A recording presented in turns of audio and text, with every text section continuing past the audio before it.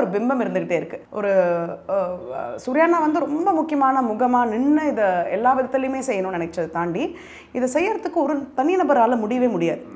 அதோட புரிதல் எவ்வளோ தூரம் பார்க்குறவங்களுக்கோ புரிஞ்சுக்கிறவங்களுக்கோ சமுதாயத்து மேலே பார்வை இருக்கிறவங்களுக்கோ தெரியும்னு எனக்கு தெரியல. ஆனால் தனிநபரால் செய்ய முடியாத விஷயங்கள் தான் இப்போ கூட்டாக சேர்ந்து அகரம் மாதிரியான ஒரு அமைப்பாக மாற்றி நம்ம செய்யறதுக்கு முயற்சி பண்ணிட்டு இருக்கோம். அந்த அடிப்படையில் இன்னும் சப்போர்ட் கிடைச்சா மட்டும்தான் எங்களால் இன்னும் அதிகமாகவும் செய்ய முடியும். ஸோ அன்றைக்கி கார்த்தினா அந்த ஈவெண்ட்டில் வரும்போது சொல்லியிருப்பார், இது வரைக்கும் தமிழ்நாட்டில் இந்த 15 வருஷத்தில் 95,000 அப்ளிகேஷன்ஸ் வந்திருக்கு நம்மளுக்கு.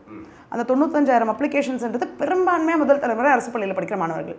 அவங்களில் இருக்கிறதுலே டிசர்விங் யாருன்னு பார்த்து 6,800 பேருக்கு நம்ம எடுத்திருக்கோம். ஆனால் அதுலேயுமே டிசர்விங்காக இருக்கிறவங்க அத்தனை பேர் இருப்பாங்க. குறைந்தபட்சம் இன்னொரு 20,000 பேர் இருந்திருப்பாங்க, 25,000 பேர் இருந்திருப்பாங்க.